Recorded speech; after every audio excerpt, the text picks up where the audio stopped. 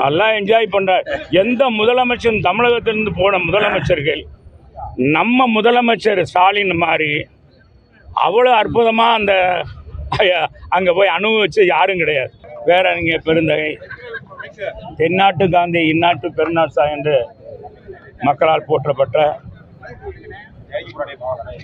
தம்பிவா படையேற்கவா என்று தம்பிகளை அழைத்து இயக்கம் தொடங்கி இயக்கத்தை நடத்திய பேரறிஞர் அண்ணாவுடைய 116 பிறந்த நாள் விழாவை கழக பொதுச் செயலாளர் மாண்புமிகு எதிர்க்கட்சித் தலைவர் அண்ணன் எடப்பாடியாருடைய ஆணைக்கிழங்க இன்னைக்கு மதுரை மாநகர் மாவட்ட கழகத்தின் சார்பாக இன்னைக்கு கழக நிர்வாகிகள்லாம் வந்து மாலை அணிவித்து பேரறிஞர் பெருந்தகை அண்ணா அவர்களுக்கு இன்னைக்கு அவருடைய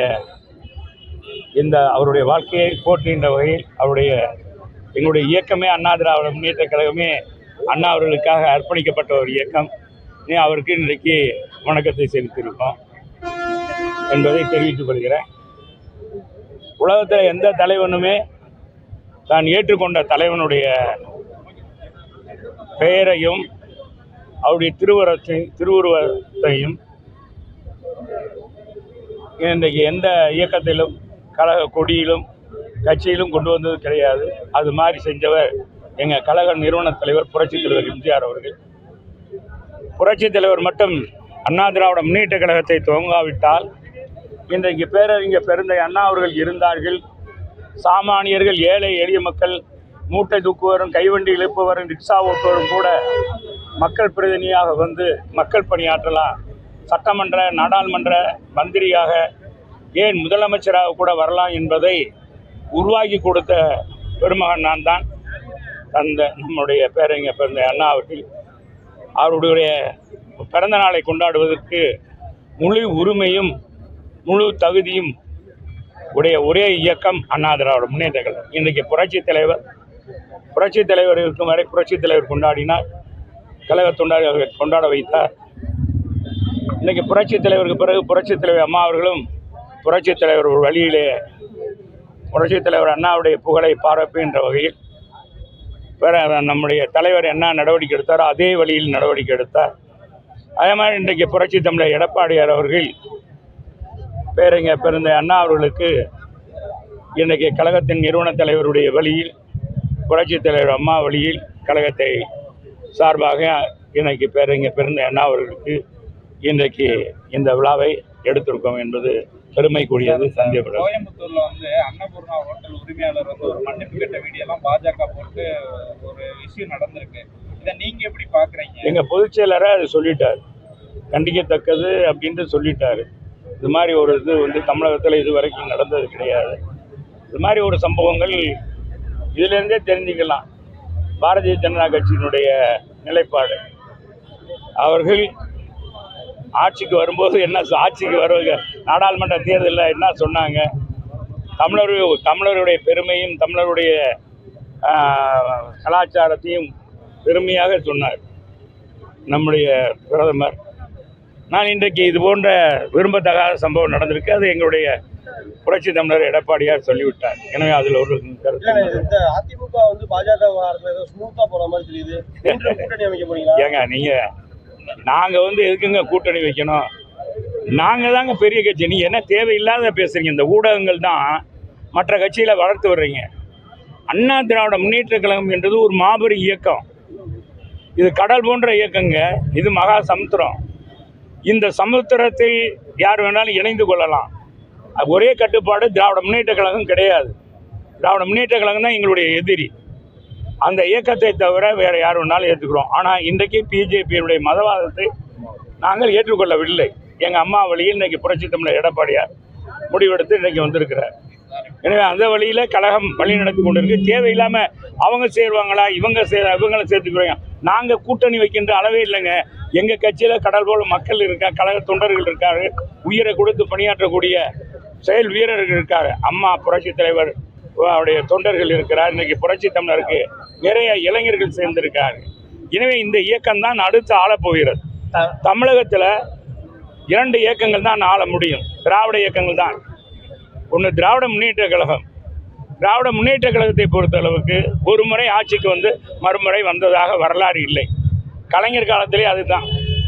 கலைஞர் ஒரு அஷ்டவதானி, அவருக்கு எல்லாமே தெரியும். பேச்சாற்றல், எழுத்தாற்றல் எல்லாம் தெரிந்தவர். அவர்னாலேயே முடியல. இன்னைக்கு நம்ம ஸ்டாலினுடைய ஆட்சியை மக்கள் இப்போவே 2 ஆண்டுகளே வெறுத்துட்டாங்க. இன்னைக்கு பார்த்தீங்கன்னா தமிழ்நாடு போதை மாநிலமாக மாறிவிட்டது. மது ஒழிப்பு மாநாடு கூட நடத்துகிறாங்க ஒரு கட்சியில். மது ஒழிப்பு மாநாடு மட்டும் இல்லை, போதை ஒழிப்பு மாநாடும் நடத்தணும். தமிழகத்தில் போதை இருக்கக்கூடாது. நம்முடைய அடுத்த சமுதாயம், வருங்கால இளைஞர்கள், வருங்கால இளம் பெண்கள் இந்த நாட்டை வழிநடத்தக்கூடிய நம்முடைய தலைமை, நம்முடைய தலைவர்கள், நம்முடைய பிள்ளைகள், நம்முடைய வாரிசுகள் இன்றைக்கு கண் முன்னாலே இன்றைக்கி பார்த்தீங்கன்னா பாதிக்கப்படுறாங்க, போதைக்கு அடிமையாக இருக்காங்க. இதை தடுக்க வேண்டுமானால் ஒரே வழி திமுக ஆட்சியை அப்புறப்படுத்தணும், திமுக விரட்டி அடிக்கணும். இன்றைக்கி காவல்துறைக்கு பாதுகாப்பு இல்லை. காவல்துறை ஏசியே அடிக்கிறாங்க, டிஎஸ்பி அடிக்கிறாங்க. ஏன் யாரும் அந்த காவல்துறையே இன்றைக்கி பயந்து போயிருக்கு. முன்னாலெல்லாம் பார்த்தீங்கன்னா ரவுடிகள்லாம் காவல்துறையை பார்த்தா பயப்படுவாங்க. இப்போ ரவுடிகள் வந்து காவல்துறை வந்து ரவுடிகளுக்கு பயப்படுற மாதிரி இன்னைக்கு திராவிட முன்னேற்ற கழகம் ஆட்சி இருக்குது. காரணம் அவங்க நிர்வாகிகள் அதில் பெரும் மாதிரியாக தீவிரவாதியாக திருமாவளவன் சொல்லியிருக்கிறாரு. நம்ம கூட்டணிக்கு வந்தா துணை முதலமைச்சர் பதவி திருமாவளவனுக்கு வழங்கப்படுமா? ஏங்க இவர் வந்து தேவையில்லாத பேசுறீங்க. அண்ணா திராவிட முன்னேற்ற கழகம் தலைமையில் கட்சி எங்கள் ஆட்சியை பிடிக்கும். எடப்பாடியார் தான் முதலமைச்சர். அண்ணா திராவிட முன்னேற்ற கழகம் தான் ஆளுகிறோம். கூட்டணி என்ற பேச்சே கிடையாது. கூட்டணி ஆட்சி என்பதே கிடையாது தமிழகத்தில். கூட்டணி ஆட்சி தமிழக மக்கள் விரும்ப மாட்டாங்க. முதல்ல அதை நினைச்சுக்குங்க. மற்ற மாநிலங்கள்லாம் என்ன நடக்குதுன்னு தெரியும். மகாராஷ்டிராவில் என்ன நடக்குது, மற்ற ஆந்திரா, மற்ற மாநிலங்கள்லாம் என்ன நடக்குதுன்னு தெரியும். தமிழ்நாட்டு மக்கள் விவரமானவர்கள். ஒன்று திமுகவா அண்ணா திமுகவானு தான் இந்த மாநில தேர்தல் நடக்கும். தமிழ்நாட்டுக்கான தேர்தல் 2026 தேர்தல் திமுகவா அண்ணா திமுக, ஸ்டாலினா எடப்பாடியாரா? ஸ்டாலினை காட்டிலும் பன்மடங்கு இன்றைக்கி பன்முகம் கொண்ட எங்களுடைய புரட்சி தமிழர் எடப்பாடியார் சிறந்த நிர்வாகி, ஏழை எளிய மக்களுடைய பிரதிநிதியாக இருக்கிறார், விவசாயிகளுடைய பிரதிநிதியாக இருக்கிறார், மாணவர் பிள்ளைகளுடைய எதிர்காலத்தை உருவாக்கக்கூடிய நம்பிக்கை நட்சத்திரமாக இருக்கிறார். அவர்தான் முதலமைச்சர் ஆகணும்னு இன்றைக்கி மக்கள் முடிவெடுத்திருக்காங்க. நீ இதில் போய் அது செய்வீங்க இது செய்வீங்களான்ற பேச்சே கிடையாது. ஆனால் முதல்வர் வெளிநாடு பயணம் போயிட்டு வந்து 7500 கோடி ரூபா முதலீடு கொண்டு வந்திருக்காரு. 11,500 பேருக்கு வேலை வாய்ப்பு கிடைக்கும்னு சொல்றாரு. இதை நீங்க எப்படி பாக்குறீங்க? இவர் இத்தனை வரைக்கும் போயிட்டு வந்திருக்காரு. இது ஏழாவது முறையா 6வது முறையா நல்லா சுற்றி பார்க்குறாரு. அப்பா நல்லா என்ஜாய் பண்றார். எந்த முதலமைச்சர் தமிழகத்திலிருந்து போன முதலமைச்சர்கள் நம்ம முதலமைச்சர் ஸ்டாலின் மாதிரி அவ்வளோ அற்புதமாக அந்த அங்கே போய் அனுபவிச்சு யாரும் கிடையாது. போனாங்களா இவங்க அந்த வேலையை முடிச்சுட்டு தான் வருவாங்க. எடப்பாடியார் போனார், அப்படி தான். யார் போனாலும் அப்படி தான்.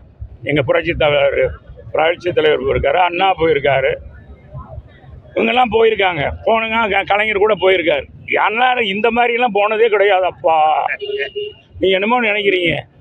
இவர் போய் அதை முதலீடு ஈர்க்க போனாரா, அந்த நாட்டில் போய் அனுபவிக்க போனாரான்னு தெரியல. முதலமைச்சராக இருக்கும்போது அனுபவிச்சிடணும்னு நினச்சிட்டார் நம்ம முதலமைச்சர். அவர் குடும்பம்னு நினச்சிட்டாங்க. அதுக்கு தமிழ்நாட்டுடைய மக்கள், ஏழை மக்களுடைய வரியை இன்றைக்கி பயன்படுத்தியிருக்காங்க. முல்லை பெரியார் பிரச்சனை கண்டிக்கத்தக்கது. இது மாதிரி ஒரு இயக்கம், காங்கிரஸ் இயக்கம் தான் அதை நடத்துறதாக சொல்கிறாங்க. காங்கிரஸ் இயக்கம் நடத்தினா இங்கே தமிழ்நாட்டில் காங்கிரஸுக்கு ஒருத்தர் கூட ஓட்டு போட மாட்டாங்க. தென் மாவட்ட மக்களுக்கு நீராதாரத்தை தரக்கூடிய முக்கியமான அணை இந்த முல்லை பெரிய அணை.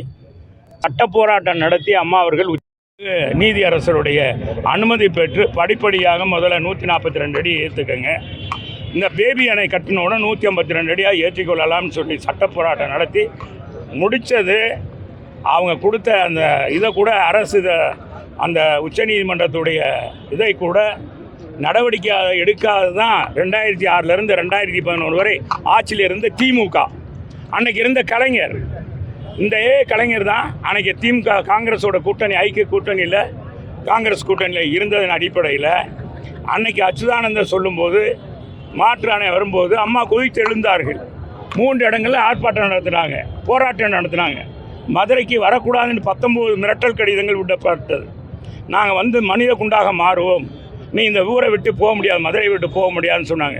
உயிரை துச்சமென நான் மதித்து வந்தேன்னு அம்மாவே இங்கே வந்து பேச வந்தாங்க. மக்கள் நீந்து வந்தாங்க. 2.5 மணி நேரம் அந்த கூட்டத்துக்கு வர்றதுக்கு அம்மா வந்து பேசும்போது என்ன சொன்னாங்க, நான் மீண்டும் ஆட்சிக்கு வருவேன், மீண்டும் ஆட்சிக்கு வருவேன், 152 அடியாக உயர்த்தி காட்டுவேன், முதல் கட்டமாக 142 அடி உயர்த்தி காட்டுவேன்னு சொன்ன புரட்சி தலைவர் அம்மா. எனவே யாரும் கொடுத்து யார் மத்திய அரசில் இதுவும் கிடையாது. உச்ச நீதிமன்றத்தின் தீர்ப்பு, அந்த தீர்ப்பை நடைமுறைப்படுத்தாத திமுகவை விரட்டி அடிக்கணும்னு சொன்னாங்க. விரட்டி அடித்தாங்க 2011. அதே மாதிரி 142 அடியாக உயர்த்தப்பட்டது. ஆனால் எடப்பாடியார் முதலமைச்சராக இருக்கும்போது 142 அடி உயர்த்தப்பட்டது.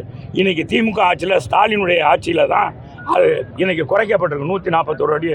ஆக கையாளாக இது ஒரு முதலமைச்சர் தமிழகத்தில் இருக்கார். தென் மாவட்ட மக்கள் இன்றைக்கு பார்த்து கொண்டு இருக்கிறார்கள். சரியாக தேர்தல் வரும்போது, தமிழ்நாட்டுக்கு தேர்தல் வரும்போது அவருடைய பதிலை கொடுப்பார்கள். குறிப்பாக இன்றைக்கி வெள்ளையருக்கு இருந்த நல்ல குணம் கூட, அந்த இயற்கை குணம் கூட, அந்த இயற்கை சிந்தனை, ஏழைகளுக்கு உதவணும், 5 மாவட்ட விவசாயிகளுக்கு மக்களுக்கு உதவணுன்ற அந்த நல்ல எண்ணம் கூட இல்லாத ஒருவர் இன்றைக்கி முதலமைச்சராக இருக்கிறார். அதுதான் வருத்தமாக இருக்கிறது, மிகப்பெரிய வருத்தம். அவர் சொந்த வீடையும் சொந்த மனைவியுடைய நகையும் விற்று இந்த நம்முடைய பெண்ணை குயிக் அவர்கள் கட்டினார்கள். அதுக்கு இன்றைக்கி பாதுகாப்பு இல்லைன்ற நிலை வரும்போது இன்றைக்கி கொதித்து எழுந்திருக்கணும், எழுறவில்லை திமுக. எனவே அண்ணா திமுக எங்களுடைய புரட்சி தமிழர் எடப்பாடியார் இருக்கு வரை நிச்சயம் அம்மா புரட்சி தலைவர் வழியில் தென் மாவட்ட மக்களுடைய காவலனாக அண்ணன் எடப்பாடியார் இருக்கிறார். நாங்கள் பயப்பட தேவையில்லை, தென் மாவட்ட மக்கள் பயப்பட தேவையில்லை என்பது வாழ்த்து சொல்லியிருக்காரு. இதை எப்படி பார்க்குறீங்க? இது அவருடைய விருப்பங்க. அவர் சொல்கிறார். இப்போ இதே ஸ்டாலின் போய் கேளுங்க, ஏங்க நீங்கள் இதுக்கெல்லாம் வாழ்த்து சொல்ல மாட்டீங்க, மற்றதுக்கெல்லாம் வாழ்த்து சொல்கிறீங்க அப்படின்னு நீங்கள் கேளுங்க. இது அவருடைய அவங்கவுங்க விருப்பம், அவங்க சொல்கிறாங்க சொல்ல, அது மக்கள் பார்த்து கொண்டு. ஓகே.